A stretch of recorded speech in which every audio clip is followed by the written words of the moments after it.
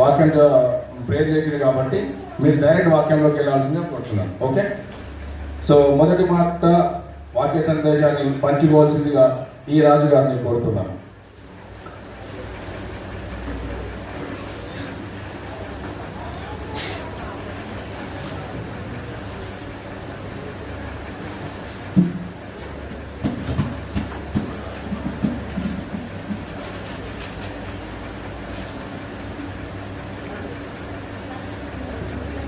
ప్రియమైన దేవులారా, కూడి వచ్చిన అందరూ ప్రత్యేకమైన వందనాలు. ఈరోజు గుడ్ ఫ్రైడే శుభాకాంక్షలు ప్రతి ఒక్కరికి కూడా. ఈరోజు నేర్చుకోబోతున్న అంశం అమూల్యమైన అంశం. మరి మొదటి మాటలో చాలా ప్రాముఖ్యమైన మాట. ఇది యావత్ ప్రపంచం కూడా కదిలించిన మాట. తండ్రి వీరేమి చేస్తున్నారు, వీరు ఎక్కరు కనుక వీరిని క్షమించుమని యేసుక్రీస్తు పలికిన మాటల్లో మొదటి మాట. అయితే యేసుక్రీస్తు మొదట ఎన్నో మాటలు ఆయన పలికాడు. చాలా విలువైన మాటలు కూడా ఆయన బోధించినప్పుడు బోధనలో పలికితే ఆ మాటలకు ఆశ్చర్యపడ్డారు జనాలందరూ కూడా. అయితే ఇది చాలా ప్రాముఖ్యమైన మాట. ఏంటంటే యేసు రక్తంలో ప్రతి పాపాలు కూడా మనకు విడుదలవుతున్నవి, కడగబడుతున్నవి. అయితే చాలా మంది ఈరోజు ప్రశ్న ఏం వేస్తున్నారు అంటే 2000 సంవత్సరాల కింద యేసుక్రీస్తు రక్తం చిందించింది కదా, అది ఆనాటి వరకు వాళ్ళకు పనిచేసే రక్తం అది, కానీ ఈరోజు మనకి ఎలా పని చేస్తుందని చాలా మంది కూడా అంటున్నారు. వాస్తవానికి చూస్తే 2000 సంవత్సరాల కింద యేసుక్రీస్తు రక్తం ఈ రోజు వరకు పనిచేస్తుందంటే పనిచేస్తుంది. ఎందుకంటే 2000 సంవత్సరాల కింద కూడా మనము ఉన్నవారమే. మనమందరం కూడా ఆదాములో ఉన్నవారము.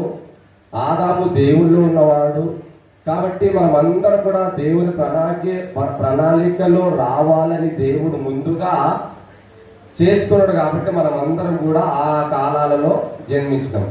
అయితే యేసు రక్తము ఆ రోజు పని చేసి ఉండొచ్చు, కానీ ఈ రోజు కూడా పని చేస్తుందా లేదా? యేసు ప్రభు రక్తం ఏదన్నా ల్యాబుల కింద భద్రపరిచిందా? ఎస్ఎల్ఎం అంటే అప్పుడు ల్యాబులు లేవు, ఏమి లేదు. మరి యేసు ప్రభు రక్తం ఎలా కడుగుతుంది? ఈరోజు మనిషి పుట్టక ముందే యేసుక్రీస్తు రక్తంలో పాపాలు కడుగుతామని ఎన్నో లేఖనాల్లో ముందుగానే రాయబడింది. మనము పుట్టక ముందే నీరు అనేది భూమిపైన ఉన్నది, కానీ మనిషి ఎప్పుడైతే పుట్టిండే అప్పుడే నీళ్ళు అనేది తాగడం అనేది స్టార్ట్ అయింది. కాబట్టి యేసు రక్తం ఎప్పటి నుంచి స్టార్ట్ అయిందంటే మనిషి ఎప్పుడైతే పాపం చేసిండో అప్పటి నుంచి ఈ రక్తం అనేది ప్రతి ఒక్కరికి పనిచేస్తుంది. అది ఒప్పుకొని మారు మనసు తీసుకొని బాప్తిసం తీసుకున్న వారికి మాత్రమే వర్తించే రక్తం.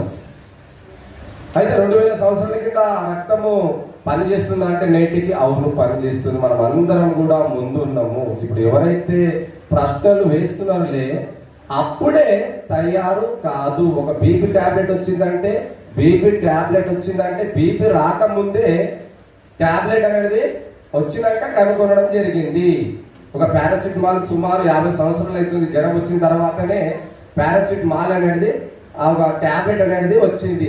ఆ మందు వేసుకుంటే నువ్వు ఎలా బ్రతుకుతున్నావో, ఆ మందు వేసుకుంటే ఆ రోగం ఎలా తగ్గుతుందో, అదే రీతిగా యేసు రక్తము ప్రతి పాపముల నుండి మనల్ని పవిత్రులుగా చేయుచున్నది. ఇక చూస్తే ఇది కేవలం ఇంట్రడక్షన్ మాత్రమే. ఇప్పుడు అసలైన పాయింట్లోకి మనము అందరం కూడా వెళ్తాము. సమయం చాలా తక్కువ ఉంది కాబట్టి మీరందరూ శ్రద్ధ కలిగి వినాలి. తండ్రి వీరేమి చేయుచున్నారు, మీరు ఎక్కడ కనుక క్షమించుమని యేసుక్రీస్తు పలికాడు కదా. ఒకసారి చూద్దాం, చదవండి. యేసు తండ్రి వీరేమి చేయుచున్నారో వీరు ఎరగరు కనుక వీరిని క్షమించు అన్నాడు. యేసుక్రీస్తు వీరిని క్షమించు మరి అంటుండంటే ఏమి చేయుచున్నారో వీరు ఎరగరు కనుక వీరిని క్షమించు అంటుండంటే వారికి తెలియదా? అర్థమవుతుందమ్మా? యేసుక్రీస్తు కొట్టేవారికి తెలియదా మేము కొడుతున్నామని? లేదా శాస్త్ర పరిశీలన తెలియదా అన్యాయం తీర్పు తీరుస్తున్నామని? పిలాతు తెలియదా అన్యాయం తీర్పు తీర్చి యేసుప్రభుకు శిలువకు అప్పచెప్తున్నామని? మరి యేసుక్రీస్తు తండ్రి మీరు ఏమి చేయించున్నారో మీరు ఎరగరు కనుక వీరిని క్షమించు అంటుండంటే దానిలో ఉన్న భావం ఏంటి? ఇంతకు ఎవరిని క్షమించమంటుండు అని ఆలోచిస్తే యేసుక్రీస్తు తన కొట్టేవారిని, తిట్టేవారిని, కొరడాలతో కొట్టేవారిని ఉద్దేశించి, ఆ తర్వాత శాస్త్రులు పరిశీలి వచ్చినన్నా అందులో అనేకమైన ప్రజలందరూ కూడా వచ్చిండ్రు. అయితే ఎందు గురించి క్షమించుమనంటుండు? కొట్టేవారిని, తిట్టేవారిని, వీళ్ళని సిలువ పైన వేసి సంపండి అని ప్రజలందరూ కూడా అంటున్న సమయంలో మరి యేసుక్రీస్తు వీరిని ఎందు గురించి క్షమించిండు అని ఆలోచన చేస్తే వారికి లేఖనాలు తెలియదు. ఏం తెలియదమ్మా? చెప్పండి ఒకసారి. లేఖనాలు తెలియదు. దేవుని కుమారుడని తెలియదు. ఈయన లోకరక్షకుడని వారికి తెలియదు. ఈయన పాపులను రక్షించడానికి వచ్చిందని వారికి తెలియదు. వాళ్ళకి తెలియదా? మరి తెలిసే కొట్టినరా, తెలియ కొట్టినరా అని ఆలోచన చేస్తే వారికి అసలే తెలియదు. తెలియదు కాబట్టి ఆయనను సిలువకు అప్పజెప్పడం జరిగింది. ఒకసారి చూద్దాం. తెలియదని ఎలా చెప్తున్నారు అంటే మనం 1 కొరింథీ చాలా విలువైన మాటలు చూద్దాం ఒకసారి. అపొస్తలుడైన పౌలు కొన్ని సంవత్సరాల తర్వాత, యేసు చనిపోయిన తర్వాత ఒక మహా జ్ఞానాన్ని ప్రపంచానికి తెలియజేసిండు. అంతకుముందు యేసు ప్రభు మరుగు చేయబడిన సంగతులు అన్ని కూడా యేసుక్రీస్తు భూమి పుట్టినది మొదలుకొని అన్ని కూడా చెప్పడం జరిగింది. అయితే ఇక్కడ యేసుక్రీస్తు మరి అపొస్తలుడైన పౌలు యేసుక్రీస్తు గురించి చెప్తున్నాడు. 1 కొరింథీ 2:7 వచ్చిన చదవండి. దేవుని జ్ఞానము మర్మమైనట్టుగా బోధించుచున్నాము. ఈ జ్ఞానము మరుగై ఉండేను అంటే దాచబడి ఉండేను.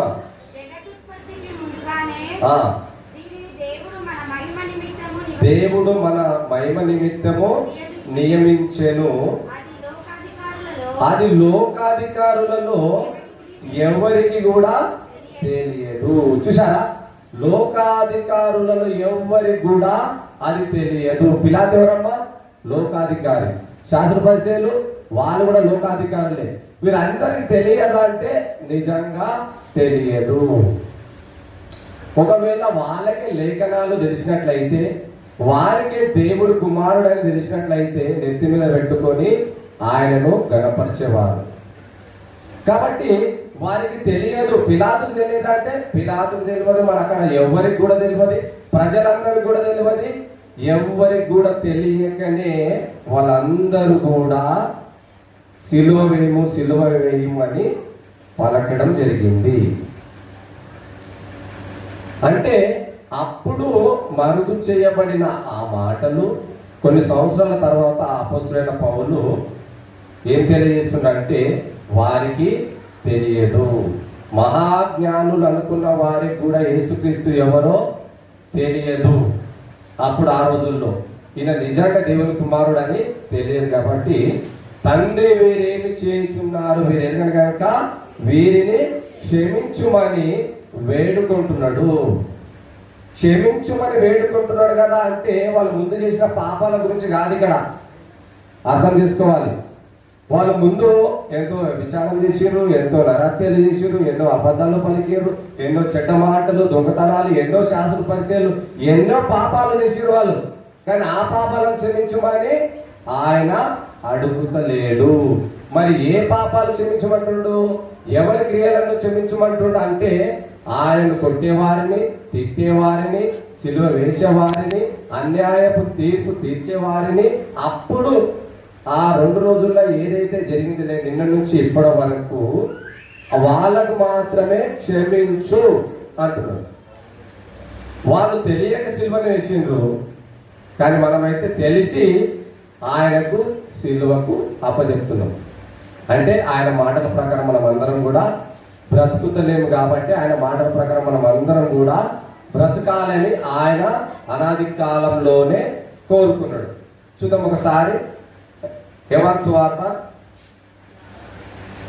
లోకాధికారులు ఎవరికి తెలియదంటే అసలు తెలియదు. ఇక్కడ పిలాతుకు ఒకవేళ తెలుసా అంటే ఆయన ఏం చెప్తున్నాడు చూద్దాం. యోహాను సువార్త 7:44 వచ్చినాం.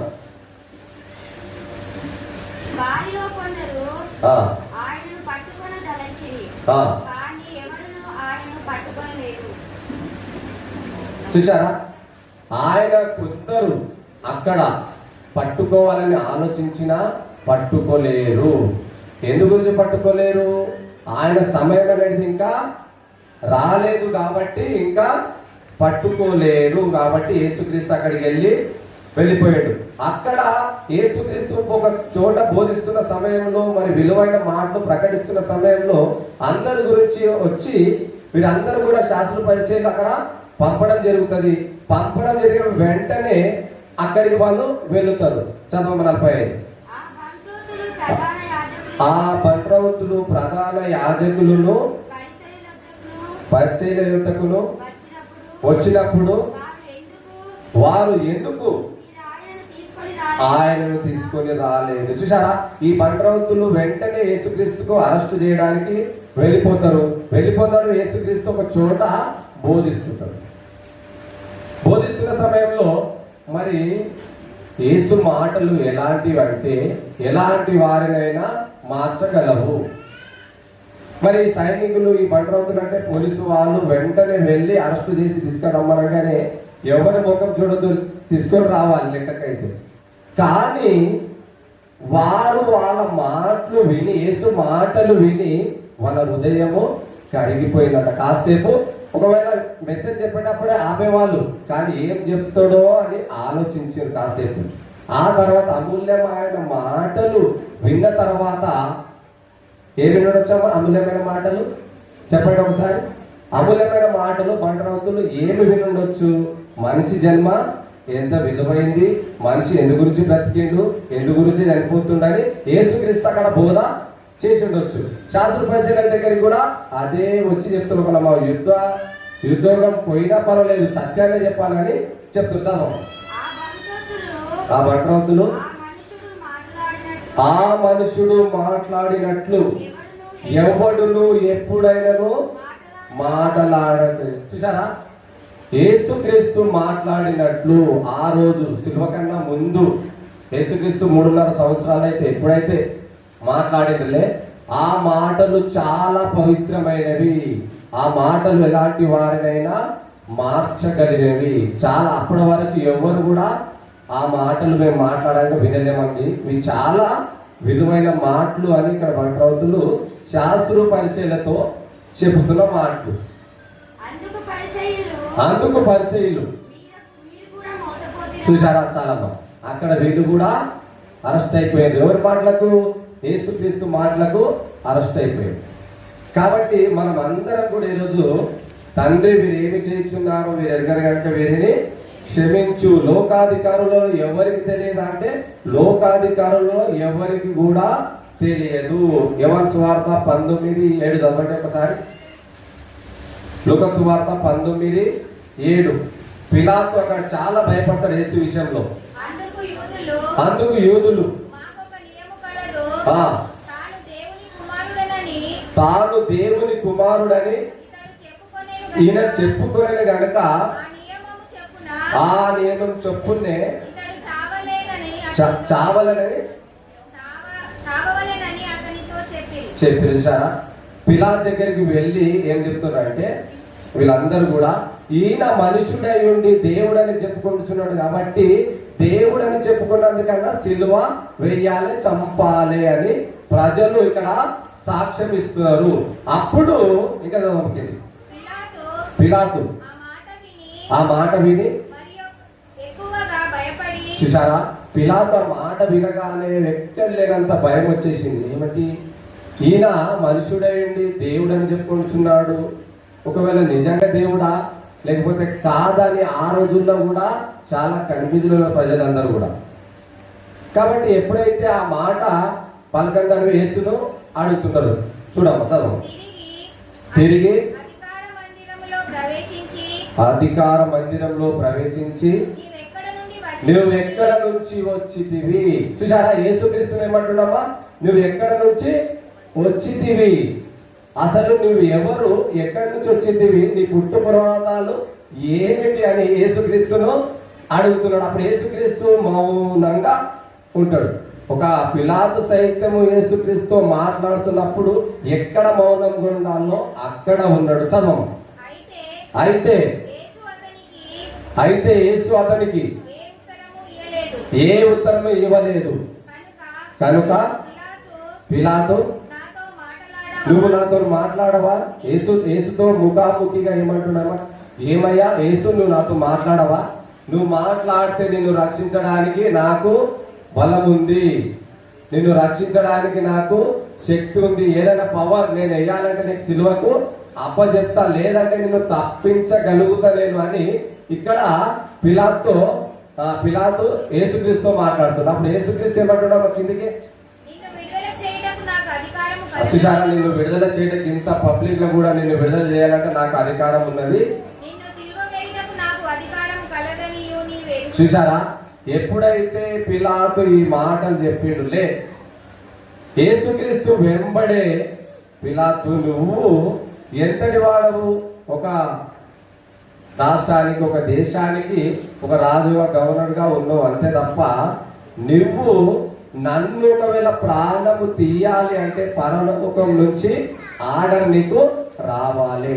పైనుండి ఒకవేళ నీకు ఆర్డర్ వస్తేనే నన్ను ఎవరైనా ముట్టుకోగలరు, లేదంటే అక్కడనే వాళ్ళు మాడి మసైపోతారు. చదవమ్మా. అందుకు యేసు పైనుండి నీకు ఇయ్యబడి ఉంటేనే తప్ప ఏ అధికారము లేదు. చూసారా, అయితే ఇక్కడ అధికారం అంతా కూడా పైనుంచి వచ్చింది. శాస్త్రులు కానీ పరిశీలకు కానీ ప్రతి ఒక్కరికి కూడా ఎక్కడి నుంచి వచ్చింది? ఇది ఆర్డరు పైనుంచి వచ్చింది. పరలోకమందు నా తండ్రి ఈ భూమి పైన నా కుమారుడు బలైపోయిన పాపులందరూ, మనుషులందరూ పాపము చేసి దేవుడు అనుగ్రహించి మహిమను పొందలేకపోతున్నారు, ఎవరు కూడా నీతిమంతుడు లేడని తెలుసుకొని యేసుక్రీస్తును 2000 సంవత్సరాల కింద ఈ భూమిపైకి పంపి అంతా కూడా పర్మిషన్ ఇచ్చేసింది.